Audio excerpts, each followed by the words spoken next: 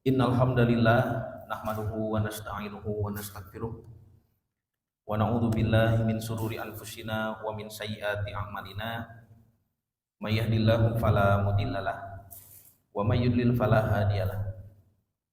Asyhadu an la ilaha illallah wahdahu la syarikalah wa asyhadu anna Muhammadan abduhu wa rasuluhu alladzi la nabiyya ba'dah. Amma ba'du. Para hadirin ikhwatu iman yang dirahmati Allah, puji dan syukur kehadirat Allah yang Maha Ghafur. Kita bisa dipertemukan kembali dalam keadaan sehat walafiat, sehat yang mudah digunakan untuk ibadah. Di masjid yang kita cintai ini, mudah-mudahan apa yang kita laksanakan menjadi salah satu di antara bentuk rasa syukur kita kepada Allah, terutama atas akal pikiran yang diberikan kita gunakan untuk mengkaji ilmu Allah. Ikhwatu iman yang dirahmati Allah, sebelum menyampaikan materi yang menjadi amanat pada kesempatan kali ini, pertama-tama saya mohon maaf ya, karena baru bisa hadir mengisi kembali banyak. Sudah lama ya, terakhir kapan? Sebelum Ramadan. Mohon maaf ya Bapak, karena kesibukan segala macam. Ya alhamdulillah hari ini kita bisa bertemu kembali dalam keadaan sehat walafiat. Ikhwatu iman yang dirahmati Allah, saya mohon izin menyampaikan materi berjudul tentang wukuf di Arafah, bukan syarat saum Arafah. Kita akan membahas salah satu pendapat para ulama yang membedakan antara Arafah 9 Zulhijjah, disebut hari Arafah, dengan padang gurun Arafat gitu Pak. Nah, kita lihat ya penjelasan para ulama, ternyata Arafahnya beda. Ya, Arafah sebagai nama hari 9 Zulhijjah dengan Arafat nama tempat gitu Pak. Padang gurun Arafat yang suka dipakai untuk ibadah wukuf. Karena dua-duanya berbunyi yang sama, Arafat, maka banyak orang menyangka itu Arafah yang sama. Nah, lihat Pak, dari penulisan dulu ya. Pertama, dari penulisan dulu Pak. Ibu tak ayahnya Pak? Ayah ibu tak ayah. Bisa langsung ayah dirinya. Baik. Nama tempat padang Arafat itu Pak, itu ditulis oleh Allah Subhanahu wa taala di dalam Al-Qur'an. Ada di surah Al-Baqarah, nanti kita lihat ayat 198. Kita lihat dulu ayatnya banyak. A'udzu billahi minasyaitonir rajim. Laisa 'alaikum junahun an tabtaqu fadlan mir rabbikum fa idza afattum min Arafat. Nah, itu banyak. Bukanlah satu dosa bagimu jika kamu mau mencari karunia dari Tuhanmu. Ini tata cara ibadah haji banyak. Fa idza afattum min Arafatin fadhkurullaha indal masy'aril haram. Apabila kamu sudah bertolak dari Arafah, nah ini padang gurun Arafah. Al-Quran menulisnya dengan alif tak, begitu Pak. Taknya adalah tak mabsutoh, tak yang terbuka ya, perahu titik dua, gitu Pak. Itu adalah nama padang gurun Arafat, gitu Pak. Nah, jadi Arafat pakai tulisannya alif tak, bentuk jama ini ya. Sedangkan hari Arafah 9 Zulhijjah itu disebutkan di dalam hadis. Tinggal Pak, dari sahabat Abu Qatadah Al-Ansori radhiyallahu an, ia berkata wasuila an saumi yaumi Arafata. Dan Nabi Shallallahu alaihi wasallam ditanya tentang saum hari Arafah.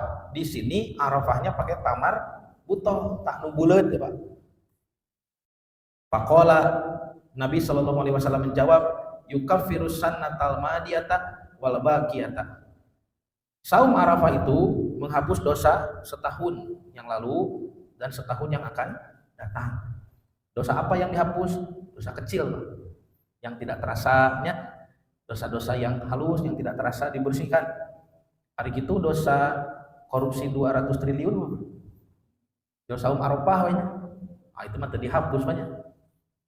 Nah, dari penulisan ini Pak lihat, yang unik adalah dalam hadis riwayat Imam Ahmad, ternyata Nabi Shallallahu alaihi wasallam dalam sekali ucap itu menyebut kedua Arafah tadi.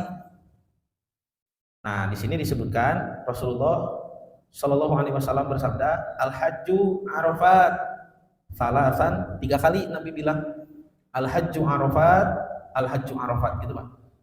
Ingat Bapak, haji itu di Arafah, gitu maksudnya. Maksudnya puncak haji itu adalah ibadah wukuf, gitu banyak. Jangan sampai terlewat, jangan sampai terlambat, ya. Itu ibadah yang paling puncak dalam ibadah haji, makanya Nabi memperingatkan sampai 3 kali. Al hajju arafat, haji itu di padang Arafah, wukuf. Lalu Nabi menyebut faman adroka arafata qabla an yatlu al fajru, barang siapa yang menjumpai hari Arafah. Nah, ini bukan nama tempat. Arafah di sini nama waktu, tanggal 9 Zulhijjah. Nah, terusnya, jadi unik di hadis ini disebutkan 2 Arafah yang berbeda. Maka dari segi penulisan Pak, saum Arafah yang kita laksanakan 9 Zulhijjah itu ditulis dengan tak marbutoh dalam beberapa hadis tadinya.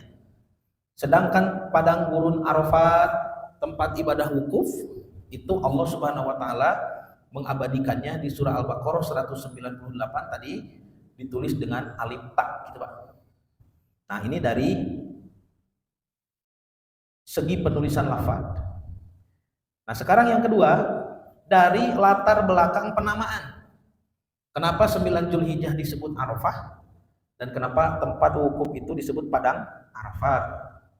Berkenaan asal muasal kata, Imam Ibnu Abidin, ini ulama besar banyak, menjelaskan Arafah yang pakai tamar butoh tadi itu adalah ismul yaum, nama hari Pak. Berarti berkaitan dengan zaman, waktu. Sedangkan Arafat yang pakai alif ta itu adalah ismul makan, nama tempat. Menurut Imam Ar-Raghib Al-Asfahani, ini ulama besar juga Pak, ahli bahasa ya, ahli bahasa Arab yang menulis kitab Al-Mufradat fi Ghoribil Quran. Imam Al-Bagawi dan Imam Al-Kirmani, ini para mufasir, Arafah adalah nama hari ke-9 dari bulan Zulhijjah, gitu Pak. Kan ada namanya tuh 3 hari ya, dari tanggal 8 disebut hari Tarwiyah, namanya 9 hari Arafah, 10 Udhiyah, penyembelihan, gitu Pak. Hari tersebut dinamakan Arafah berkaitan dengan peristiwa mimpinya Nabi Ibrahim alaihissalam, yang mana Nabi Ibrahim diperintah untuk menyembelih anaknya. Pada pagi harinya di tanggal 9 Zulhijjah itu, Ibrahim mengetahui bahwa itu benar-benar mimpi yang datang dari Allah. Maka Ibrahim mengenali mimpinya. Nah, supaya lebih jelas Pak, lihat hadis riwayat ini. Ini adalah penjelasan dari sahabat Ibnu Abbas. Sahabat Ibnu Abbas ini orang yang sangat hebat banyak. Satu, beliau Abdullah bin Abbas ini sepupu Nabi, putrana wa Abbas. Nah, kan Abbas teh uwana Nabi Pak. Nabi itu tidak punya paman banyak. Suka disebut paman Nabi, padahal Nabi tidak punya paman.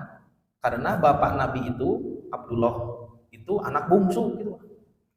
Nah, jadi yang ada adalah uwa sebetulnya ya. Tapi karena di dalam bahasa Arab, paman dan uwa itu tidak beda. Yang dibedakan adalah apakah itu dari pihak ibu ataukah dari pihak bapak. Kalau paman uwa dari pihak ibu disebutnya kholun, kholi, pamanku, uwaku, saudara ibu. Kalau dari pihak bapak disebut amun, ya, ami. Nah, tapi kalau di kita di Indonesia Pak, justru tidak ada beda apakah itu dari ibu atau dari bapak. Yang ada beda itu apakah itu paman atau uwa, gitunya, Pak Le atau Pak De, gitunya. Nah, jadi Ibnu Abbas ini sepupu Nabi. Yang kedua, Ibnu Abbas juga sahabat Nabi. Beliau sejaman bertemu, masuk Islam dan wafat dalam keadaan Islam. Itu definisi sahabat. Sejaman dengan Nabi, bertemu Nabi, beriman, masuk Islam dan wafat dalam keadaan Islam. Itu sahabat. Sejaman pun kalau tidak bertemu, tidak masuk kategori sahabat banyak, masuknya kategori tabi'in atau sahabat asgor, sahabat kecil, seperti misalkan Uwais Al-Qarni. Uwais itu tidak bertemu Nabi, tapi sejaman. Nah, tidak masuk kategori sahabat dalam ilmu rijal ya, dalam ilmu hadis. Yang ketiga, Ibnu Abbas juga murid Nabi. Nabi sendiri yang mengajari Quran kepada Ibnu Abbas. Bahkan didoakan ya, ketika masih kecil itu, masih muda, didoakan, kepalanya dipegang, Allahumma faqihhu fid din wa 'allimhu ta'wila. Ya Allah, pahamkan anak ini kepada agama dan beritahukan takwil-takwilnya gitu. Itu doa yang sangat bagus banyak. Nah, boleh Bapak membacakannya kepada putra, kepada cucu, ya. Pami ngais incu teh Pak, ais doakeun tah. Allahumma faqihu fiddin wa alimhu ta'wila gitu. Ulah hayu we ditawisan jajan. Jajan naon? Gitu nya. Mata ke ageng teh budak urang teh jadi tukang jajan, berarti leuletik ditawisan jajan. Nah, Ibnu Abbas ini adalah murid Nabi. Yang keempat, Ibnu Abbas juga adalah ulama di kalangan para sahabat. Beliau menjelma jadi sosok besar. Bahkan pendapat-pendapat Ibnu Abbas tentang tafsir Quran ada yang menghimpun dan jadi satu kitab tafsir tersendiri. Tafsir Ibnu Abbas itu ada namanya kitab Tanwir Al-Mikbas. Ya, Tanwir Al-Mikbas itu tafsir Ibnu Abbas, tapi bukan Ibnu Abbas yang menyusun, itu para ulama yang menyusun. Nah, Ibnu Abbas yang sehebat ini Pak, sepupu Nabi, sahabat Nabi, murid Nabi, ulama di kalangan para sahabat, menjelaskan nih, kenapa 9 Zulhijjah disebut hari Arafah gitu Pak. Kata Ibnu Abbas, ana Ibrahim alaihi salamu, bahwasanya Ibrahim alaihi salam ro'a lailatan tarwiyah, bermimpi di malam hari tarwiyah. Berarti malam tanggal 8, betul ya? Nah, tanggal 8 itu mulainya kapan Pak? Nah, mulainya maghrib banyak. Oh.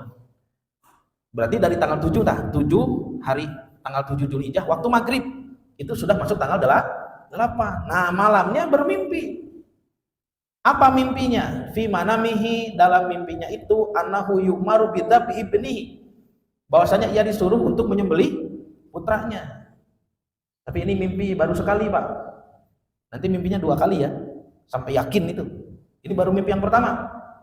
Falamma asbaha, maka ketika Nabi Ibrahim bangun di waktu subuh, ya, berarti masih tanggal 8-nya, tanggal 8 kan? Rawa, beliau menceritakan. Rawa, yarwi, meriwayatkan, menceritakan. Rawa, yarwi, riwayatan, atau tarwiyatan. Ibrahim menceritakan mimpinya itu, tapi belum yakin. Ajma'a, beliau berijma, pakaro, yakni berpikir, aminallahi ta'ala hadhihi ruya, apakah mimpi itu dari Allah, ataukah minasyaiton, dari setan. Kela itu ngimpentenya, kita ngimpi mencit budak tapi keheula teu acan yakin. Mun ngimpen teh tos dicarioskeun. Sudah diriwayatkan, sudah diceritakan. Fasumiyal yauma, maka karena mimpinya diceritakan, dinamailah hari tersebut Yaumut Tarwiyah, hari Tarwiyah gitu Pak. Mohon. Jadi tanggal 8 Zulhijjah disebut hari Tarwiyah, itu hari Nabi Ibrahim meriwayatkan atau menceritakan mimpinya. Summa ra'a dzalika lailata Arafah saniyan. Kemudian bermimpi lagi di malam tanggal 9 Pak, hari Arafah. Berarti kan tanggal 8 itu masuk maghrib tuh. Maghrib sudah tanggal 9, malamnya mimpi lagi. Sanian, untuk yang kedua kali. Falamma asbaha, maka ketika di pagi harinya subuh, Arafah, Ibrahim mengenali mimpinya. Fa'arafahu, maka beliau mengenalinya gitu Pak. Ana dzalika minallahi ta'ala, bahwasanya mimpinya itu dari Allah. Wahyu teh ru'yatul anbiya, al-wahyu, mimpinya para nabi itu wahyu. Pasumiyal yauma, maka dinamai hari tersebut Yaumu Arafata, hari Arafah. Nah, menurut keterangan Ibnu Abbas ini, berarti hari Arafah itu adalah 9 Zulhijjahnya Pak, hari ketika Ibrahim mengenali mimpinya. Nah, saya simpulkan dulu seperti ini Pak ya. Jadi saum Arafah itu 9 Zulhijjah. Arafah itu pakai tamar buto, dia merujuk pada nama hari, yaitu tanggal 9 di bulan Zulhijjah. Kenapa disebut Arafah? Berkaitan dengan sejarahnya, latar belakangnya itu dengan mimpi Nabi Ibrahim alaihissalam. Apa maksudnya? Yaitu hari ketika Ibrahim mengenali mimpinya adalah wahyu. Coba Pak, ketika Ibrahim mengenali itu wahyu, apa yang dirasakan kira-kira? Kan bukannya gembira banyak. Kan isi mimpinya adalah harus menyembelih putra. Kan itu Ibrahim merasakan berat banyak. Kaget, berat, apalagi takut, ya. Kemudian Ibrahim merasa sedih juga, karena di hari itu, di tanggal 9 itu, Itu sudah jelas bahwa mimpinya adalah wahyu. Maka Nabi Muhammad SAW oleh Allah diperintah saum di hari itu. Kenapa? Meneladani Ibrahim yang merasa berat di hari tersebut. Kata para ulama, karena tidak ada cara yang lebih praktis untuk membuat manusia menderita selain dari membiarkannya lapar gitu. Mata kurang saum. Insyaallah ke urang saum banyak. 9 Zulhijjah na kaping sabaraha ieu nama? Kaping sabaraha? Dinten naon ya, Pak? Dan Kemisnya insyaallah teh saum Bapak teh. Ya, merasa berat yang sama. Ya, urang mah ngemutan teh lapar gitu mah. Buka jeung naon ke gitu. Ibrahim anu diemutan teh budak dipencit ya. Nah, itu ya, Pak, yang pertama dari segi latar belakang Arafah. Sekarang kita lihat yang Arafat ini, yang alif ta. Ini tadi sudah disebutkan di dalam Al-Baqarah 198 ya. Allah sendiri yang menulis, Pak, tinggalnya bahwa ini padang gurun Arafat nama aslinya harus ditulis dengan alif ta dengan bentuk jamak. Coba itu saur Allah, sana saur simkuring. Simkuring teu ngabatikeun sakieu ti dituna, Pak. Nah, kenapa di sini disebut Arafat begitu, Pak ya? Latar belakang penamaannya Imam Al-Aini dan Imam Ar-Raghib Al-Asfahani, ini dua ulama besar tadinya ahli bahasa, menjelaskan sedangkan nama tempat ibadah wukuf yakni Arafat tuh adalah bentuk jamak dari Arafah, bentuk pluralnya, menunjukkan makna banyak, gitu banyak, lebih dari satu. Dan ditulis dengan alif dan huruf ta. Ya. Merujuk pada nama bagi tempat yang khusus gitu. Nah, beda ya. Ayat Al-Qur'an dan hadis menyebutkan tempat wukuf dengan lafaz Arafat. Nanti lihat Al-Baqarah 198 sudah tadi kita lihat. Sedangkan hari Arafah di dalam hadis disebut pakai tamar butoh untuk menunjuk 9 Zulhijjah. Jadi beda. Yang satu adalah nama tempat, yang satu nama hari. Nah, yang nama tempat ini kenapa disebut Arafat? Latar belakang penamaannya, tempat disebut masih menurut Ibnu Abbas dinamakan Arafat berkaitan dengan peristiwa Nabi Adam. Beda sejarahnya ya. Nah, kalau tadi Arafah Nabi Ibrahim, kalau Arafat itu latar belakangnya peristiwa pertemuan Nabi Adam dan Ibunda Hawa alaihi wassalam setelah dikeluarkan dari Taman Eden itu, Pak. Pernah kita bahasnya? Pernahnya? Atas banyak di payunnya. Surganya di mana kan? Ya. Apakah surga yang 8 pintu atau alam yang lain? Sudah pernah dibahas tuh. Ketika membahas taburan mutiara dari kisah Adam.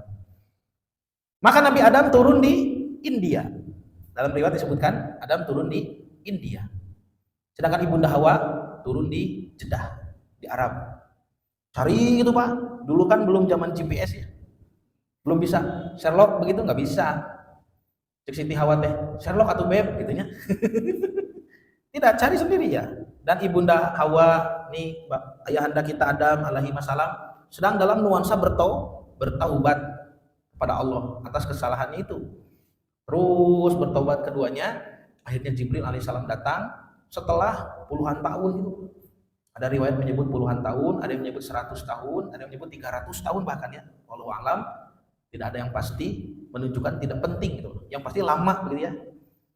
Maka kata Ibnu Abbas, wa ta'arafa bi Arafat. Dan keduanya bertemu saling mengenali di padang gurun Arafat. Falidalika sumiyat Arafat, karena itulah padang tersebut dinamai padang gurun Arafat. Makanya bentuknya jamak karena pelakunya tidak satu. Adam, Hawa saling mengenali dari kejauhan. Alah, si ibu, kita tanya orang. Si ibu, oh itu si bapak. Nah, saling mengenal. Nah, maka disebutlah Arafat begitu. Sedangkan tadi Nabi Ibrahim sendiri, dia mengenali mimpinya, makanya bentuknya mufrad tunggal, Pak, Arafah gitu ya. Nah, kalau begitu kita simpulkan seperti ini. Jadi tempat wukuf di padang gurun Arafat itu dia adalah tulisannya pakai alif ta menunjuk nama tempat, ismul makan, dan latar belakang penamaannya dari peristiwa Nabi Adam dan Ibunda Hawa alaihi wassalam. Artinya adalah tempat di mana keduanya mengenali satu sama lain gitu Pak. Terusnya, nah itu dari sejarahnya, tuh dari tulisan sudah, dari sejarahnya pun berbeda. Sekarang dari tarikh tasrinya Pak, sejarah pensyariatan kedua ibadah ini, yang ini saum Arafah, yang ini wukuf di padang Arafah. Sebentar, nah lihat Pak, Nabi Shallallahu Alaihi Wasallam ternyata sudah menyebut Idul Adha dari awal di kota Madinah. Pernah kita bahas ya, Idul Fitri, saum Ramadan, itu diwajibkan tahun keberapa Pak? Masih ingat ya? Tahun kedua apanya? Alhamdulillah ya banyak. Tahun kedua di kota Madinah. Itu kan disebut tahun kedua itu sebagai Amul Amri, tahun perintah. Apa saja perintah yang turun di tahun itu? Satu, pindah kiblat. Kan dulu berkiblatnya ke Palestina, ke Yerusalem, ke Bait Hamikdas atau Baitul Maqdis, ada batu di dalamnya, batu Sokhroh, orang Yahudi menyebutnya Eben Hastiyah. Pindah ke Mekah, itu banyak. Itu tahun kedua. Kemudian ada syariat hukum cambuk bagi yang berzina. Dulu hanya rajam, tambah jilid, hukum cambuk, hukum jilid, ya. Dicambuk begitu Pak. Turun surah An-Nur. Az-zaniyatu waz-zani fajliduhuma mi'ata jaldah. Tadi kiblat itu surah Al-Baqarah ya, 144. Nah, kemudian disyariatkanlah saum Ramadan tahun kedua itu. Al-Baqarah 183 ayat kutiba ya. Dari situ ada zakat fitri, zakat yang dikeluarkan di hari raya fitri. Fitri itu dari kata iftar, artinya makan. Jadi Idul Fitri itu hari raya makan, ya, iftar. Kata Imam An-Nawawi bukan hari raya kembali suci, bukan. Kalau kembali suci harusnya Idul Fitrah gitu Pak. Nah, ini Idul Fitri artinya kembali makan. Nah, hari raya makan itu makanya tidak boleh saum kan? Jangan sampai ada fakir miskin yang tidak makan, makanya keluar zakat fitri begitu. Nah, setelah itu Syawal disyariatkan saum Syawal. Kata Nabi, man shoma Ramadhana summa atba'ahu sittan min Syawalin kasyami dahri. Kalau ditambah bulan Syawal 6 hari seperti saum setahun gitu ya. Nah, setelah itu Dzulqa'dah, Dzulhijjah langsung Pak perintah saum Arafah dan besoknya perintah menyembelih kurban gitu. Nah, di tahun kedua itulah para sahabat belum punya apa-apa ya. Muhajirin itu yang hijrah. Makanya yang menyembelih itu kebanyakan Ansor, orang Madinah. Makanya Nabi pernah bersabda, menyembelihlah, tetapi yang berkurban jangan makan. Itu pernah disabdakan. Kenapa? Karena daging kurbannya sedikit. Tapi di tahun ketiga nanti, kata Nabi silahkan menyembelih, silahkan makan, jangan lebih dari 3 hari makannya. Jadi mengambil dagingnya pun pakai ukuran, menunjukkan daging bertambah banyak. Nah, di tahun keempat baru Nabi bersabda silahkan makan, silahkan bagikan, silahkan dijemur. Pada khiru kata Nabi, maka jemurlah supaya dagingnya tidak busuk, dikerek gitu Pak, diawetkan. Nah, menunjukkan dagingnya sudah melimpah. Karena di tahun keempat itu hampir setiap rumah di Madinah sudah berkurban. Jadi Nabi cukup 3 tahun Pak mendidik para sahabat bisa berkurban setiap rumah. Di kita bagaimana? Sudah 30 tahun. Kurban teh hayo eta gitu banyak. Misalnya saya kahoyong ya. Nah, Bapak Ibu ini dilihat ya. Ketika Nabi datang ke Madinah, Nabi langsung mengatakan, "Ada apa ini? Ada perayaan-perayaan orang Madinah di jahiliyah." Lalu Nabi bersabda, "Qad abdalakum bihima khairan minhuma." Sungguh Allah telah menggantikan bagi kalian Yaumal Fitri wa Yauman Nahri, 2 hari raya yang lebih baik, Idul Fitri dan Idul Adha. Ini disabdakan dalam hadis ini disebutkan qadima Rasulullah al-Madinata, ketika Nabi baru tinggal di Madinah itu tahun kedua gitu. Para ulama sepakat bahwa Id yang pertama disyariatkan adalah Idul Fitri, selanjutnya Idul Adha. Keduanya sama-sama disyariatkan pada tahun kedua. Nah, maka berarti Pak, kalau saum Arafah itu dari kedua ya, karena setelah Arafah kan Idul Adha tuh, selalu begitu bersanding. Kalau ibadah wukuf kapan disyariatkan? Ibadah haji. Nah, ini para ulama, jumhur ulama, ibadah haji termasuk di dalamnya wukuf mulai disyariatkan tahun ke-6 Hijriah. Menurut pendapat Imam Ibnu Qayyim Az-Zawji malah tahun ke-9. Janten haji mah engke Pak dipengker. Apa artinya semua ini? Artinya Nabi Muhammad dan para sahabat sudah biasa melaksanakan saum Arafah tanpa ada orang yang wukuf di padang Arafah. Betul ya? Kan tahun kedua saum Arafah tuh. Saum. Tahun ketiga saum Arafah. Tahun keempat saum Arafah. Tahun kelima ya. Ada yang wukuf di padang Arafat? Enggak ada. Menunjukkan tidak ada hubungan. Bisa dipahami ya? Kalau ada hubungan, mungkin syariat haji dengan Idul Adha itu berbarengan. Lalu Nabi bersabda, apabila mereka wukuf di padang Arafat, saumlah kalian. Namun gitu mah ya hubungan. Ya madah henteu, Pak. Jadi secara persyariatan pun dua ibadah ini, saum Arafah dan wukuf di padang Arafat, disyariatkan pada tahun yang berbeda. Bahkan jauh gitu. Dengan demikian, ibadah wukuf dalam pelaksanaan haji itu tidak menjadi muqaddamun sabab, tidak menjadi syarat begitu Pak untuk kita bisa melaksanakan saum Arafah. Tidak. Saum Arafah itu syaratnya apa? Bapak Ibu mengalami tanggal 9 Dzul Hijjah, silakan itu di masing-masing tempat, tidak harus berbarengan. Bisa jadi kita dulu yang 9 Dzul Hijjah, bisa jadi Arab dulu, karena kalender Hijriyah Muharram Safar Rabiul Awal Dzulhijjah ini itu dibentuk berdasarkan peredaran bulan. Jangan sampai begini, Bapak Ibu hari kalender pakai kalender bulan, tapi pola pikir masih kalender matahari. Kalau kalender matahari Januari Februari gitu Pak, itu orang yang di timur harus lebih dulu waktunya. Semakin ke barat, semakin belakangan. Sok ayeuna sasih naon? Juni. Ya, tidak mungkin Arab mendahului kita dalam kalender Masehi. Kenapa? Ini dibentuk berdasarkan peredaran matahari. Itu Pak, dari timur ke barat terbitnya.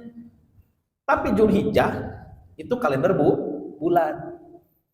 Yang diambil, yang dirumuskan berdasarkan peredaran bulan, yang mana tanggal 1 ditetapkan atas munculnya hilal. Hari hilal teh di sana terlihat, di sini bisa jadi tidak terlihat. Karena hilal itu tergantung ketinggian, Pak. Kalau di Indonesia hilalnya masih di bawah ufuk, belum terlihat. Sedangkan di datarannya Cina, Himalaya, India sampai ke Saudi Arabia sudah terlihat. Ada orang bersumpah di sana, saya melihat hilal. Ditetapkanlah 1 Dzulhijjah di sana. Misalkan di kita belum, nggak jadi masalah. Akhirnya nanti tanggal 9 Dzulhijjahnya pun akan berbeda. Misalkannya kalau tahun ini qadarullah sama ya. Tahun kemarin misalnya, tahun kemarin kan beda ya? Beda. Saudi lebih dulu. Misalkan nih, Saudi hari ini mereka wukuf. Kita belum 9 Dzulhijjah. Kita 9 Dzulhijjahnya besok. Baru kita saum besok, saum Arafah. Nggak jadi masalah.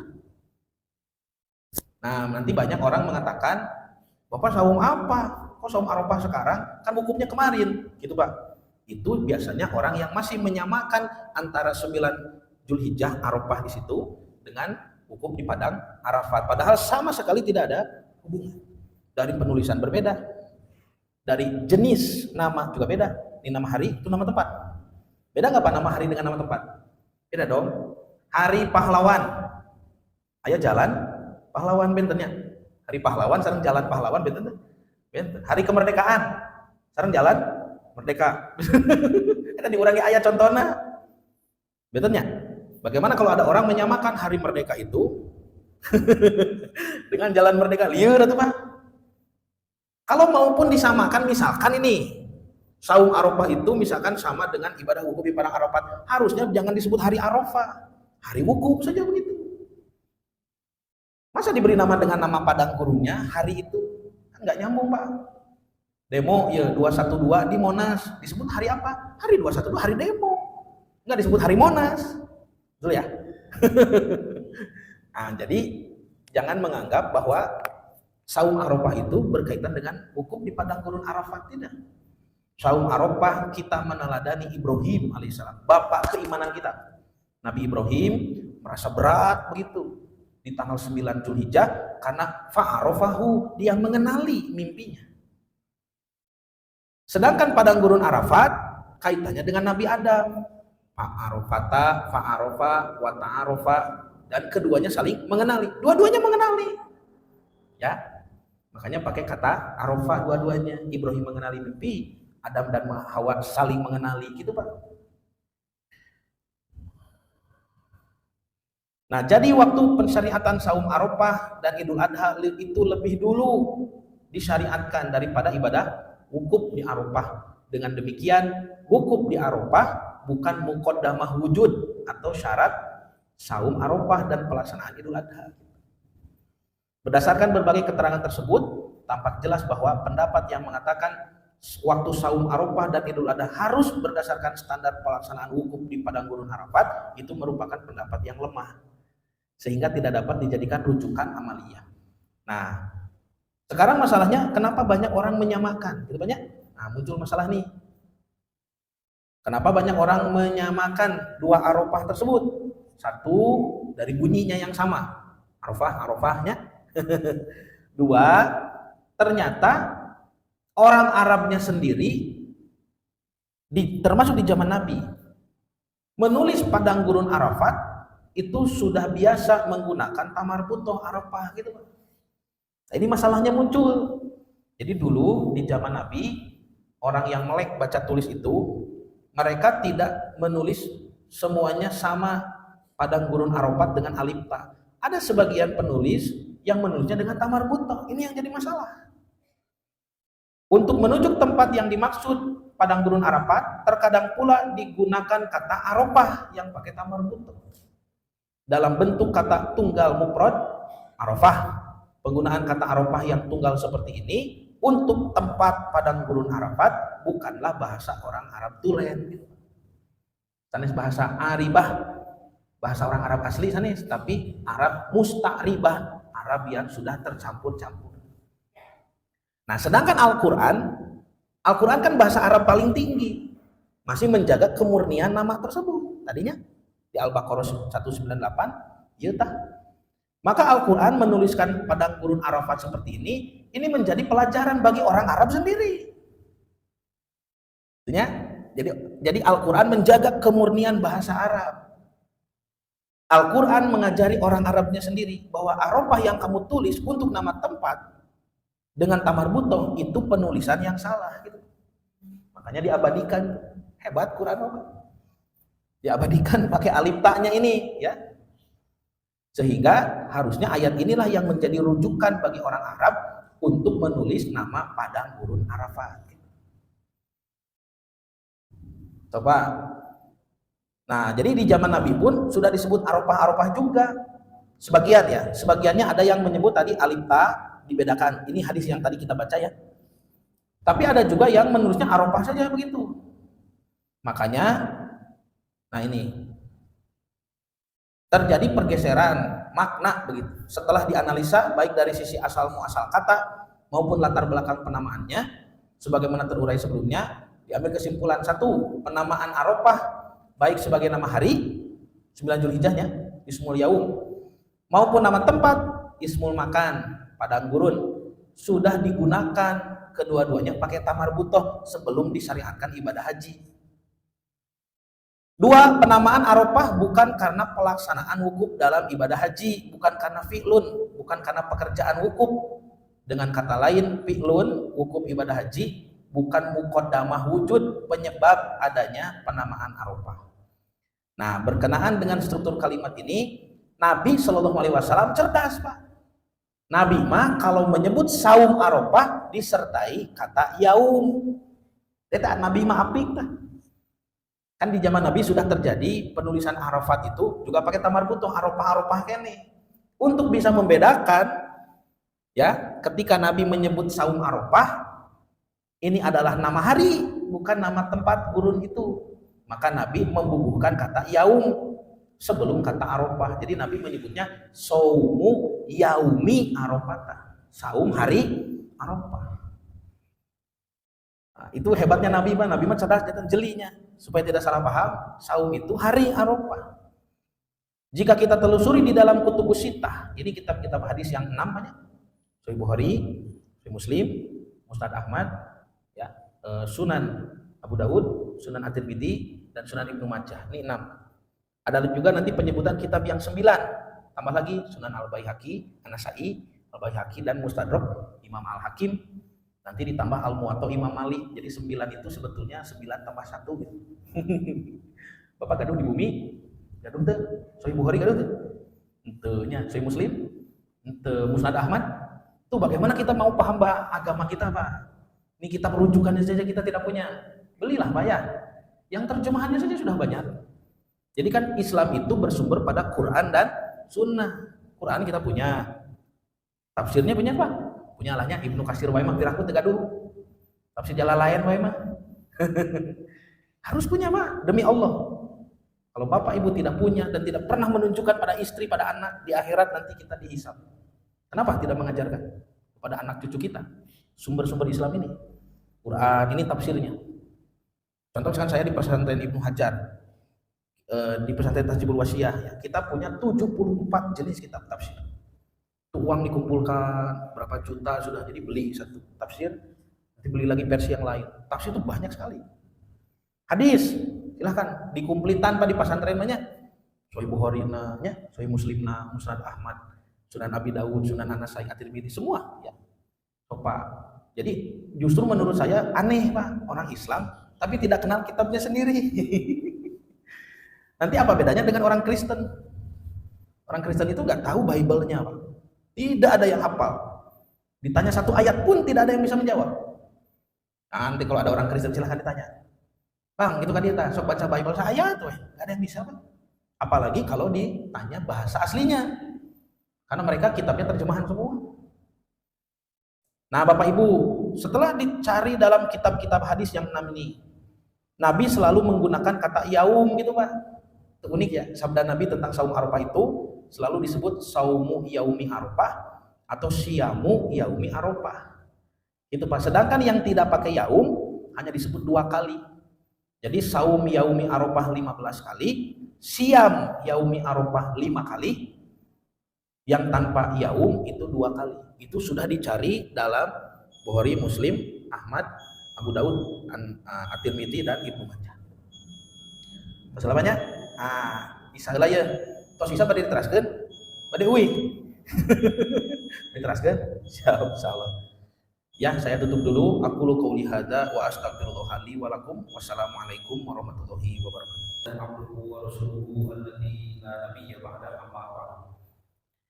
Ikhwatul iman, Bapak dan Ibu yang dirahmati Allah, kita sudah membahas 2 perbedaan makna Arafah ya di dalam istilah saum Arafah dengan padang gurun, tempat ibadah wukuf Arafah. Banyak sudah tadi riwayat-riwayatnya menunjukkan bahwa keduanya adalah Arafah yang berbeda ya. Nah, ini kayak jadi Arafah pada istilah saum Arafah itu merujuk pada nama hari banyak 9 Zulhijjah. Ditulisnya pakai tamar butok. Latar belakangnya sejarahnya berkaitan dengan Nabi Ibrahim misalnya. Itu Nabi Ibrahim mengenali mimpinya. Bahwasanya di tanggal 9 Zulhijjah itu Ibrahim yakin bahwa mimpinya adalah wahyu dari Allah. Sedangkan padang gurun Arafat tempat ibadah wukuf ini ismul makan, nama tempat gitu ya. Secara penulisan menggunakan bentuk jamak, ditulis dengan alif ta, itu berdasarkan surah Al-Baqarah ayat 198. Kemudian dari latar belakang sejarahnya dari kisah Adam dan Hawa. Maknanya adalah tempat itu dinamai Arafah, yaitu tempat bertemunya Nabi Adam dan Ibunda Hawa, dan keduanya mengenali satu sama lain. Itu penjelasan dari Ibnu Abbas ya. Sudah Bapak Ibu, itu sekarang kita masuk ke pembahasan ibadah kurban multidimensional, multidimensi. Nah, Bapak Ibu yang dirahmati Allah, ibadah kurban itu bisa dilihat dari 3 hikmah, 3 hikmah dimensinya itu. Ada dimensi akidahnya ya, ada ibadahnya, dan juga muamalahnya, saudara. Nah, itu Allah sebutkan Subhanahu wa taala di dalam surah Al-Hajj banyak. Surah Al-Hajj itu ayat 36 dan 37. Wah, ini mohon maaf belum masuk ke slide banyak. Allah Subhanahu wa taala berfirman di surah Al-Hajj. Bentar, Pak. A'udzu billahi minasyaitonir rajim. La yanalallaha luhumuha wala dima'uha walakin yanaluhu taqwa minkum. Kadzalika sakhkharaha lakum litukabbirullaha 'ala ma hadakum wa basyiril muhsinin. Allah berfirman, kurban yang Bapak Ibu lakukan itu, yang disembelih itu tidak akan sampai kepada Allah dagingnya dan darahnya. Banyak kalau dingin ini tampil itu. Akan tetapi yang sampai itu adalah ketakwaannya, banyak. Nah, maka secara akidah para ulama ahli tafsir menjelaskan bahwa kenapa sosok Ibrahim alaihissalam yang dijadikan sebagai tokoh pengorbanan, Ibrahim dan putranya itu ya. Nah, putranya ini dijadikan sebagai tokoh pengorbanan. Nah, sebelum perintah menyembelih putranya itu Pak, yang Ibrahim kenali tadi tanggal 9 Zulhijjah ya. Itu kan disebutkan oleh Allah dengan istilah kalimat perintah yang berat. Karena Ibrahim pada masa menyembelih anak itu sudah perintah yang paling berat. Nah, dimulainya itu dari ketika Ibrahim masih berada di Babylon, banyak di kampung Ur Kasdim. Nah, kalau sekarang negeri Irak, banyak negara Irak. Dihitung dari sejak Ibrahim tinggal di Babylon itu, berapa banyak yang sudah diujikan kepada Ibrahim. Satu, Ibrahim menghadapi orang tua kan ya, orang tuanya yang membuat berhala itu ayahnya sendiri. Kemudian Ibrahim juga diuji dengan permusuhan dari penduduk satu kampung ya. Satu Ur Kasdim ini membenci Ibrahim karena Ibrahim menghancurkan berhalanya. Yang ketiga, Ibrahim juga disuruh menghadapi pemimpin negara. Akhirnya diburon ya dan ditangkap. Lalu dihukum mati dengan cara dibakar hidup-hidup. Yang keempat, Ibrahim juga diuji istrinya. Kedua-duanya Pak. Satu, Siti Sarah diculik di Mesir. Dua, Ibunda Hajar. Siti Hajar disimpan di lembah Mekah, lembah tak berpenghuni bersama bayinya. Puncak-puncaknya adalah harus menyembelih Ismail, gitu kan? Berarti sudah 5 Pak, ya Ibrahim berkurban itu. Sedangkan kita, nah besok lusa kita kurban, apakah Allah meminta orang tua kita? Tidak banyak. Apakah Allah meminta kita dimusuhi oleh warga sekampung? Tidak. Apakah Allah meminta bapak untuk menghadapi kepala negara? Ibrahim menghadapi Nimrod, banyak, Raja Namrud. Tidak. Apakah Allah meminta istri kita? Tidak. Meminta anak? Tidak. Apa yang Allah minta? Harta. Itu ada rezeki. Rezeki paling rendah. Jadi orang yang diuji dengan rezeki paling rendah saja tidak sanggup, wah, mohon maaf, jauh ya. Masih jauh untuk bisa mencapai meneladani Nabi Ibrahim alaihissalam. Pertanyaannya, kenapa Ibrahim tidak diuji dengan harta? Karena bagi Ibrahim harta itu tidak ada nilainya. Ibrahim sudah lebih dari itu ujiannya Pak. Bagaimana sikap Ibrahim kepada harta? Nah itu misalkan ada di surah Hud ya. Di surah Hud tentang ketiga tamu Ibrahim itu kan.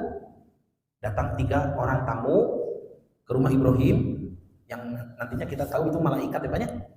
Dalam literatur Islam itu disebut malaikat Jibril, Mikail, dan Israfil. Nah kisah itu ada juga dalam kitab Yahudi. Orang Yahudi menyebutnya Gabriel gitu Pak, Mikael dan Rafael gitu ya. Nah 3 malaikat itu ya. Nah ketika mereka muncul menjadi 3 orang yang tidak dikenal kan, tidak dikenal ya. Ibrahim menjawab salam mereka, waalaikumsalam. Lalu apa kata Ibrahim? Tunggu. Belum ditanya siapa, belum ditanya ada keperluan apa. Ibrahim mengatakan tunggu di sini. Lalu Allah berfirman, Ibrahim menyelinap ke belakang dan menyembelih seekor sapi. Betul ya? Pernah baca surat Hud? Akan tinggal kita baca ini makanya. Pernah baca Pak? Disembelih Pak. Lalu diambil dagingnya, daging terbaiknya, dimasak cepat, kemudian disuguhkan dengan niat setelah makan baru mau ditanya. Ini bertiga ini siapa? Mau ada keperluan apa gitu. Siapa tahu ternyata tidak ada perlu kepada kita banyak. Setelah makan kenyang, dupi bumi Pak RT paling mana banyak mereka urang anak disuguhan gitu tak Ibrahim. Ternyata ketika tamunya tidak mau makan kan, tidak mau makan ya. Nah coba Pak, kenapa adegan itu diabadikan di dalam Quran, menunjukkan akhlak Ibrahim yang sangat luar biasa. Itu kan salah satu cabang iman Pak, takrimu duyub, menjamu tamu. Coba ada orang seperti itu hari ini, tamunya tidak dikenal, belum ditanya siapa, ada keperluan apa, Ibrahim sembelih sapinya. Ada orang seperti itu sekarang. Tuh, makanya jangan heran Ibrahim itu Khalilullah, kekasih Allah gitu Pak. Da urang mah tibalik atuh Pak. Urang mah rek meser sate ge antosan tamu euy. Kita malah mau beli sate ini nunggu tamu pulang gimana ini? Ya. Kata si ibu, Pak, cenah rek meser sate. Heula aya keneh tamu gitu. Justru mumpung ada tamu, beli makanan yang enak begitu, ya. Tong hayo we unggal aya tamu teh cinteh deui, Hayo we basa-basi nanti Allah punten teu aya nanaon. Iraha atuh ayana, hayo we teu aya nanaon. Tapi Pak, kenapa Ibrahim alaihissalam tidak diuji harta? Karena sudah begitu akhlaknya tentang harta. Bahkan dalam satu riwayat disebutkan Nabi Ibrahim adalah Nabi yang tidak pernah makan sendiri gitu Pak. Jadi kalau makan tuh ya pasti ngajak siapa saja, orang lewat saja dari sini makan gitu, ya. Jadi Ibrahim harta itu terlalu kecil Pak, kalau diuji harta. Kita yang diuji harta nih, ada afu rezeki yang paling rendah itu Pak. Ini diuji rezeki yang paling rendah saja susah gitu ya orang-orang di kita Pak. Berapa saham sekarang Pak? Di sini berapa? 3 juta berapa? Berapa saham di sini? 38? 3,8? Nah, 3.800.000 Pak. Ya, bahkan tidak 4 juta nih. Tapi masih banyak orang yang tidak berkurban, coba Pak. Ini apa masalahnya ya? Masalahnya ada pada kualitas iman. Nah, nanti di dalam surah Al-Hujurat Pak ya. Al-Hujurat ayat 14. Kenapa Ibrahim bisa sehebat itu imannya? Bahkan ketika anaknya diminta oleh Allah pun diberikan. Ya. Karena di dalam surah Al-Hujurat ayat 14, orang beriman bukanlah orang yang mengaku saya beriman, bukan. Al-Hujurat 14 tuh, ya. Ada orang Arab dari gunung datang ke Madinah, bertemu Nabi, sudah masuk Islam. Mereka belajar Islam dari Nabi. Itu sababun nuzul ayatnya ya. Belajar berminggu-minggu di Madinah Pak, sholatnya. Kemudian menghafal Quran begitu, hakikat saum, ya sedekah haji, mulasarah jenazah, semua mereka bisa. Lalu setelah beberapa Jumat, beberapa minggu di Madinah, mereka mau pulang ke kampung halaman masing-masing. Sebelum pulang, karena mereka sangat bergembira gitu Pak, sangat bahagia menemukan Islam, mereka mengatakan, ya Rasulullah, amanah, kami telah beriman gitu. Saking senangnya gitu ya. Langsung turun Pak, surah Al-Hujurat itu ayat 14 ya. Allah berfirman, la taqul amanah, jangan katakan kami sudah beriman. Walakin qulu aslamna, tapi ucapkanlah kami baru berislam. Coba Pak, berislam itu apa? Melaksanakan rukun Islam. Rukun Islam gampang, syahadat, ya, sholat, gampang itu, ya. Kemudian sedekah, saum, haji, gampang semua. Itu baru orang Islam gitu Pak, belum orang beriman, baru berislam. Contohnya anak kecil ke masjid ikut sholat, itu berislam. Kalau ditanya, dek kenapa sholat? Tidak akan dia mampu menjelaskan hakikat sholat, nggak bisa. Belum. Paling anak kecil menjawab, sahur mamah gitu. Nah itu berislam tuh. Karena untuk beriman, Nabi SAW bersabda, al-imanu bid'un wasab'una syu'batan. Iman itu ada 77 cabang. Coba Pak, kalau 77 cabang itu sudah menjadi akhlak, baru bisa disebut orang yang beriman. Nanti Bapak silahkan di list ya, 77 cabang itu apa saja. Lalu tandai mana yang sudah biasa dilakukan, mana yang belum, ketahuan kualitas iman kita gitu Pak. Nah contoh Nabi menyebut dari 77 cabang itu, iman paling rendah. Yang paling rendah, imatatul ada anit torik, menyingkirkan gangguan dari jalan, itu banyak. Menyingkirkan gangguan dari jalan itu berarti di jalan kalau ada gangguan harus dihilangkan. Sebaliknya, Berarti gangguan itu tidak boleh dihadirkan. Betul ya? Jadi cabang iman terendah, Pak. Kalau ada gangguan, hilangkan. Dan hidup tidak mengganggu orang lain gitu. Ini contoh ya. Bapak dina motor, ayah paku, turun tuh, Pak. Bapak turun tidak? Ada paku nih. Turun, pakunya buang. Atau Bapak gocek saja. Ya. Anjir paku gitu. Yang penting tidak kena motor Bapak. Bodoh amat kena motor orang. Kalau kita tidak membuangnya, mohon maaf Pak, berarti cabang iman terendah saja kita belum punya. Karena sudah tidak peduli dengan gangguan yang ada di jalan. Kata Nabi, cabang iman terendah itu menghindarkan gangguan dari jalanan. Bahkan Nabi bersabda, aku melihat seseorang yang bersenang-senang di surga, mendapat pahala surga, karena batang pohon yang dia potong. Karena batang pohon itu mengganggu jalanan. Itu model aya gang gitu Pak. Dia punya pohon, batangnya ngahalangan ka gang tah. Ka batu teh hese ngalangkung teh. Potong. Pahalanya besar begitu Pak. Nah, sebaliknya kata para ulama, kalau gangguan harus disingkirkan berarti tidak boleh dihadirkan. Pak, mungkin tidak orang yang punya cabang iman terendah ini mengganggu orang lain. Gak mungkin. Mungkin tidak kenal potnya gandeng. Ya? Ini katanya jalan Bojong Soang Sur ya. Untuk batur teh kieu atuh Pak. Nah, berarti itu iman terendah saja belum punya tuh dia. Mungkin tidak terobos lampu merah. Mungkin tidak melawan arus atau parkir sembarangan. Batas rumah itu kan sudah jelas. Kenapa parkir di pinggir jalan? Mobil. Itu orang mau lewat susah, Pak. Ya, kudu kitu heula tah. Ngaganggu. Ya. Pernah dengar gangguan terkecil apa yang Nabi larang?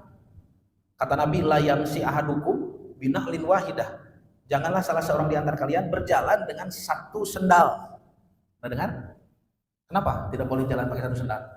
Tidak boleh berjalan dengan sendal sebelah begitu. Bukan masalah tai kotor. Kata para ulama, kenapa? Berjalan dengan sendal sebelah mengganggu pikiran orang.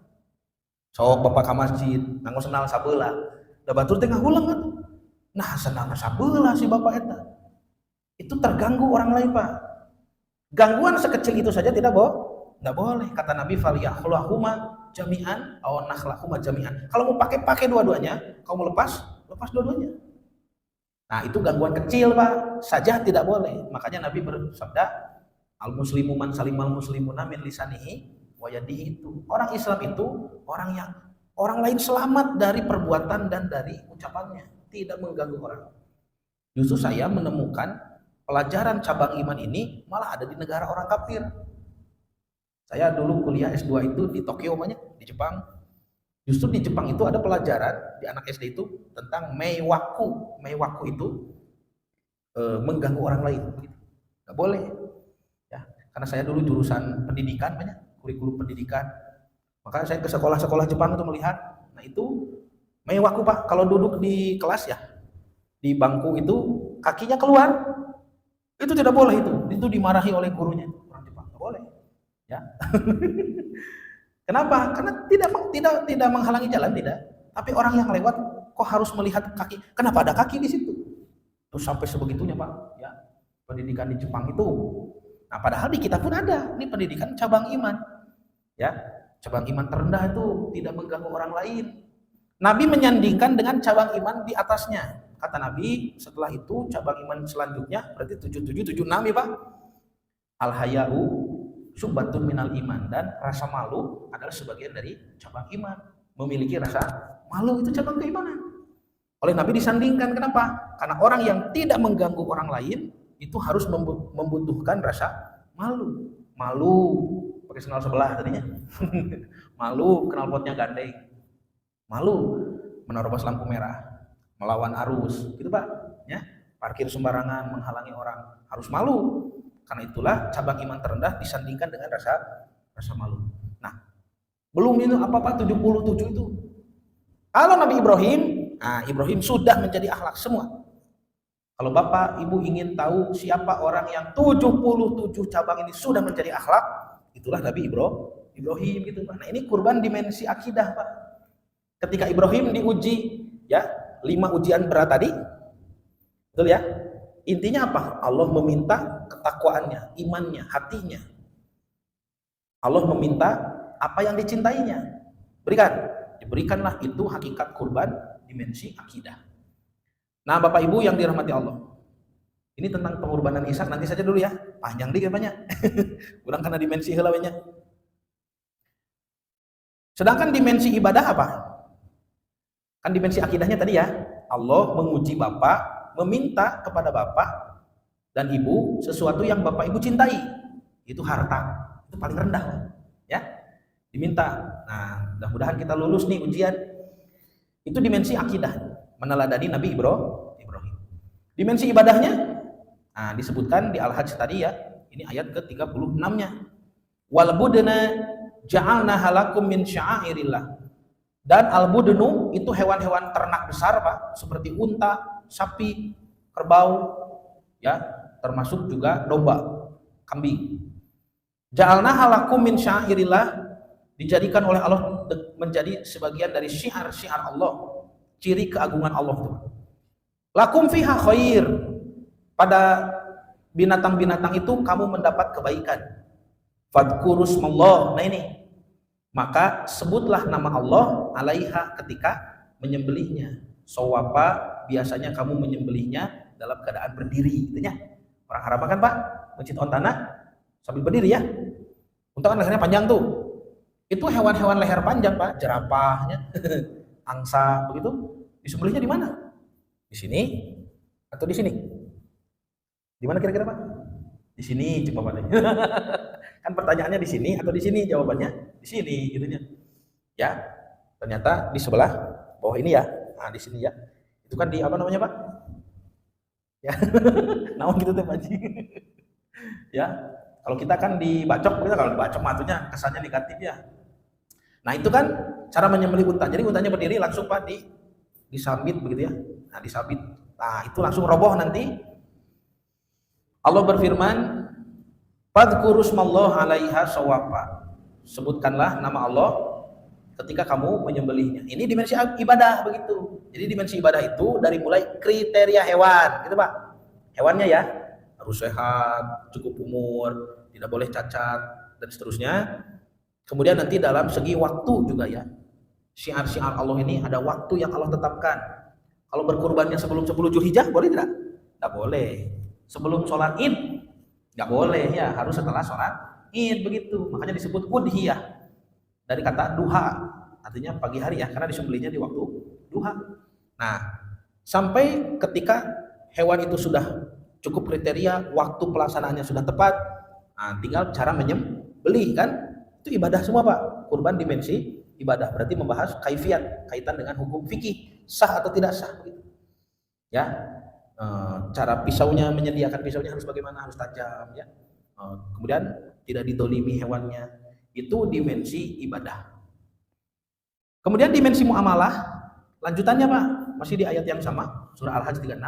Sudah disembelih tadi ya unta itu, fa idza wajabat junubuha, maka ketika ia telah roboh mati, tunggu dulu sampai mati, karena kalau tidak ditunggu sampai mati langsung disisit, Bapak, bisa jadi nanti untanya mati dengan rasa sakit karena sayatan itu, nggak boleh jadi bangkai, banyak harus biarkan dulu benar-benar mati.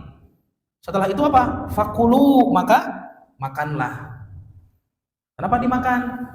Untuk membedai umat-umat sebelumnya, gitu, Pak. Karena orang Yahudi, orang Kristen tidak memakan daging kurban mereka. Mereka membakarnya, sudah dibakar dikubur, maka disebut korban bakaran, gitu, Pak. Ada fotonya nih, korban bakaran ya. Disebutnya korban bakaran. Dulunya, ini ada pembahasan panjang lagi, Pak, ya, tapi saya singkatkan saja. Dulunya di zaman Nabi-Nabi Bani Israel, kalau orang berkurban diterima, itu disambar petir. Itu ada, nanti silahkan baca saja surah Ali Imran 183, banyak. Surah Ali Imran 183 itu ada bukti di situ adanya kurban yang disambar api, sambar petir. Ya. Nah, tapi sejak zaman Nabi Isa, Nabi Zakaria, karena Yerusalem sedang dijajah, maka mereka tidak bisa lagi melaksanakan kurban tersebut. Petirnya pun hilang, tidak ada. Di zaman Nabi Muhammad SAW nggak ada petirnya, Pak. Ya, makanya sekarang Yahudi membakarnya sendiri, disebutkan korban bakaran. Nah, contoh ini, Pak, Ini Yahudi Samaritan ya, Palestina Utara. Mereka sudah menyembelih tuh dombanya ya, dugi kasapat huluna, lalu dibakar. Ya, mereka buat parit-parit, nanti ada yang seperti sumur, dimasukkan kayu bakar, dibakar, setelah dibakar dikubur. Ya banyak. Nah, namanya korban bakaran, gitu Pak. Nah, kenapa dibakar? Kan petirnya tidak ada. Kalau dulu ada, dulu itu kurban itu harus di bukit begitu Pak.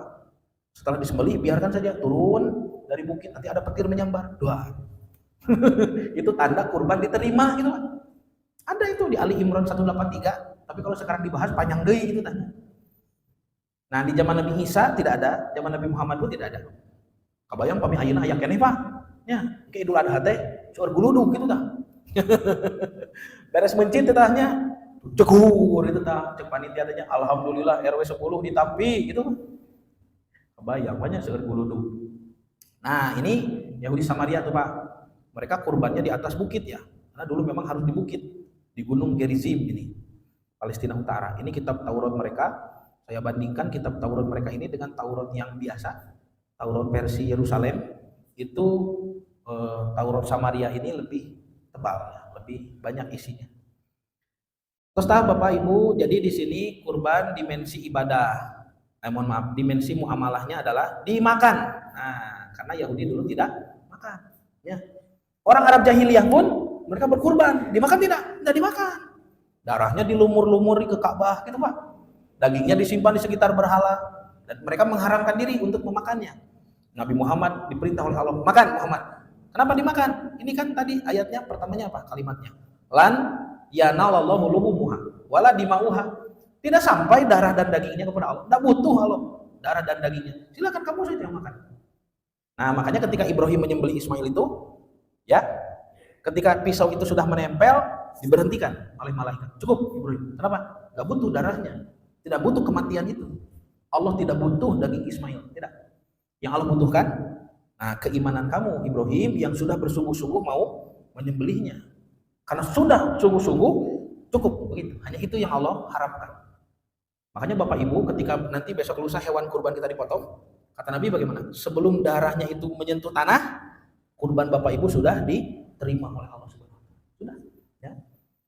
Nah, karena itulah Allah berfirman, "Fakulu, silakan makan." Ya.